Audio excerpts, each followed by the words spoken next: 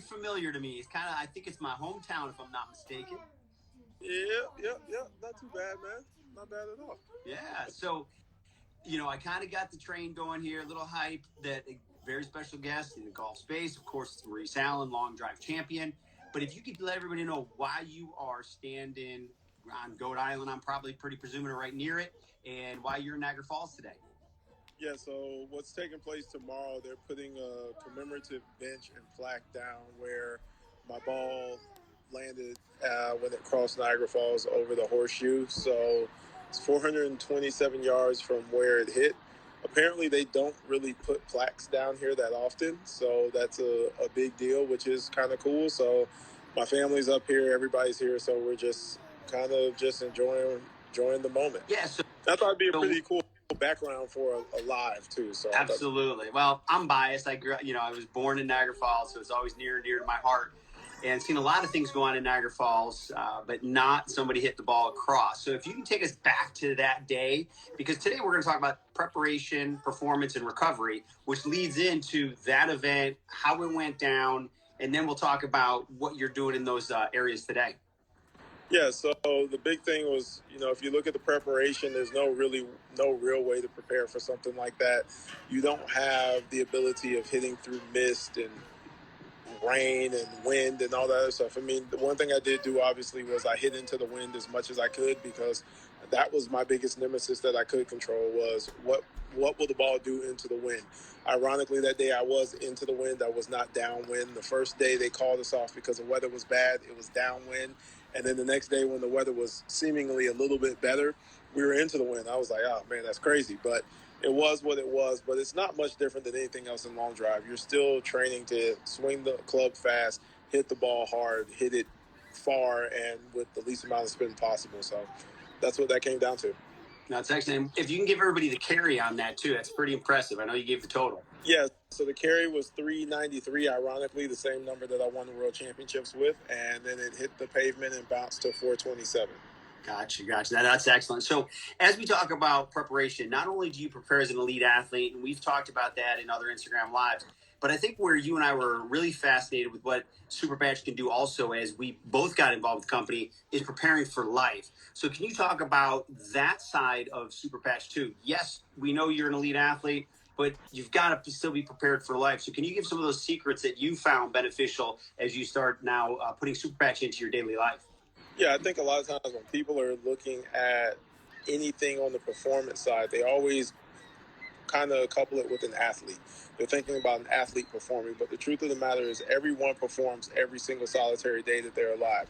You perform at your job, you perform as a parent, you perform as a spouse or a partner, whatever the case may be, you're always performing, and you need to be at the best or at the peak performance or somewhere close to it as much as you possibly can. And so one thing that I've looked at are the patches on a day-to-day basis. When I'm going to sleep, making sure that I'm sleeping well. So I do the peace patch along with the REM patch to make sure that I'm sleeping well. And then from moving forward, when I wake up in the morning, what am I doing? What do I have going on? I need the focus patch. I need the joy patch. I need all these different patches, and even the victory patch, because people don't think about it. But when you are going to give a presentation or something like that, that's still a performance.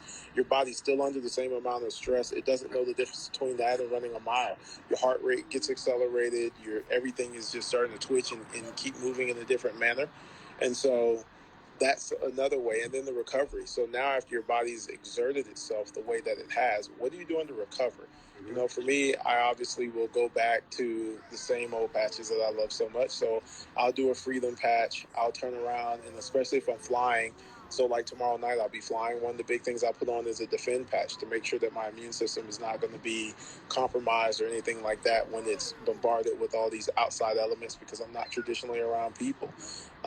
Making sure that my mind is in a position where it's in a state of peace after performing, after having to go and do all those things. And that, I won't say anxiety, but definitely that added workload that comes in with those things. So the peace patch is an important part of that as well. So there's so many different cycles and so many different ways where these patches are extremely helpful in your day-to-day life. Yeah, and there's some great points there. And one of the things, that I saw a quote, and I'll try to find out who said it, but, I'll be able to get close to it, is sleep is probably the one performance enhancing technique or even drug, if you want to say it that way, that's not widely abused enough, right? So everything, whether it's healthy aging, whether it's, like you said, being the best parent, the best spouse, the best version of you, it all starts with being able to get quality sleep. And with that, you may need to reduce your stress, right? You may need to reduce some pain. You may need, obviously, to increase your REM cycles and things like that. So the whole thing of performance, as you so eloquently said, on wherever you're performing, everybody's on stage every day. It's going to start with being rested and then having your nervous system locked in, whether either it's the focus you need, if that's a weakness in your area, or the calm, the peace, because maybe you get a little amped up. It's jockeying back and forth between those to give yourself that best opportunity to then go out and perform to your best level. Well, I think one thing that we constantly forget, we look at focus and we think that it's something that's getting you like super zoned in, like, whoa, I'm getting zoned in. But the truth, yeah, she can sit there, no problem, all good. But I think that's why we go live. The biggest part of it is when you're in the position of what is your optimization, right? So when you're getting focused, are you in a position where you're able to really push yourself in the manner of being creative, being fully in thought, being fully engaged? So the focus that you're looking at is something uniquely different, not necessarily saying you're trying to get locked in a different way. What you're trying to do is be the most focused and creative portion of yourself that you humanly can be. And what is your optimization with that? What is your efficiency with that? And that's where you need to have all these things working in unison with each other, not necessarily balance, because we hear that term balance being used so many times and it's traditionally used incorrectly. Right. But really moving in sequence with each other, which will then give you the optimal performance, the optimal thought process, the optimal creativity that you possess as a human being. Right, and we're all different, right? And what I have found, and this is crazy because now I've been with the company since the beginning of the year and I'm really kind of digging into those extra deeper layers, is when I use my focus patch, it actually decreases my stress. And the reason is because I'm the kind of guy that will create a huge laundry list of things to do. And I start getting off kilter and I'm not as efficient, which then at the end of the day, I start to be like, oh, I need to get this done, get this done. But if I can even increase my focus 5 to 10% more over an 8-hour, 10-hour period of time, at the end of the day, man, I'm like, I crushed it. And now my stress level's down, where that's where I would usually use the peace patch at night because I'm starting to already project what I need to get done tomorrow, right? So right, the focus is now... Started. Right. So the focus has now calmed me down, which now gets that. Now we're working in the sleep because I'm more focused during the day. So it all works. Everyone's just a little different on where their areas of needs would be. Right. And I think that's another thing that people have to truly understand is with these patches, there is a idea of what you're going to get. And then from individual to individual, the depth of what you're actually going to get from that is something unique. It does work in a different, it has a category that we're staying in, but the parameters within that category are very wide. And if people can understand that portion, I think it's something very unique. Yeah.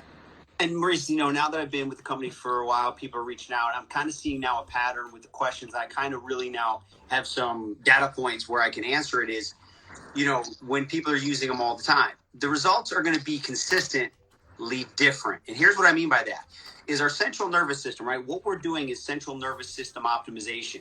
No 2 days may be exactly alike, right? You just traveled. You might have had stress if you woke up 5 minutes late and the ticket counter was running late and you were, rushing to get your bag. And now you're, let's say you don't enjoy flying, that stress. Who knows? You're being interviewed all day.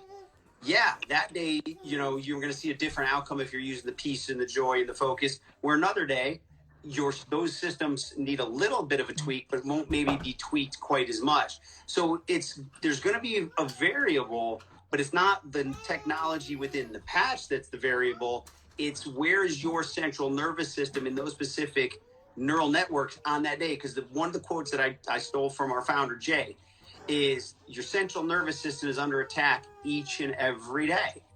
Mm-hmm. Now let's just level it out and get our best opportunity. Well, I think the thing that you're really describing that most people don't understand are awareness, mm-hmm. right? So people talk about awareness all the time. It's an overused word, but what you'll actually do is you'll find yourself being more aware and in tune with your body, what you're feeling. And like you say, from day to day, you're completely different. You don't feel the same thing every day. It's kind of like when golfers go out and say, "Oh, I'm a field player." Well, I hate to be you, buddy, because you feel different every single day. So your game's never going to be consistent, right?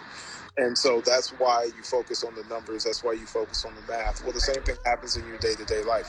You have to focus on the numbers. You have to focus on the math. You have to focus on the things that really give you the output that you're looking for so that you can be optimal and achieve your goals.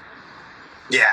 And, we're, as I said, if you guys have joined us before, Thanks, I'm Marty Miller, Vice President of Research and Education here at Super Patch. We're going to keep leading with research and science. We know what we know, but we want to dig deeper. We want to find even other things, like we said, as we start to stack patches and all of these things that you guys continue to ask. So feel free to drop the comments in here. We're here. Maurice is here. I'm here to continue to give you best use case studies and to let us know what we're doing each and every day throughout our month until we see Maurice again, and let you learn from that so then you can get even better benefits. So Maurice, you got a lot going on in the next couple of days. If you can give everybody kind of an inside bird's eye view here as people are going flying behind you, what you got going on tomorrow and maybe where they can follow that. Long day. I don't know. I think maybe Niagara State Park is going to have it live. I'm not 100% certain yet. I know the mayor is going to be here. The state park officials are going to be here. A lot of TV cameras. We've done 4 interviews already today. A lot more to come tomorrow. Hoping that we get to the point maybe next week where we can go and get something with Good Morning America or the Today Show where they pick up what's happened here. We don't know. We'll see exactly what happens as far as media coverage, but at the end of the day, the most important thing is my family's here, my parents are here, and this venture had nothing to do with me at all. It was really about them, most importantly, so they got a chance to see that part, and they're alive, and my sound mind, sound body, and being able to see that. So the stuff that I went through with my dad and my mom, so I wasn't certain if we were going to get to this point. So now knowing that we're here and we're less than, we're about 14 hours away, 15 hours away, that's kind of cool.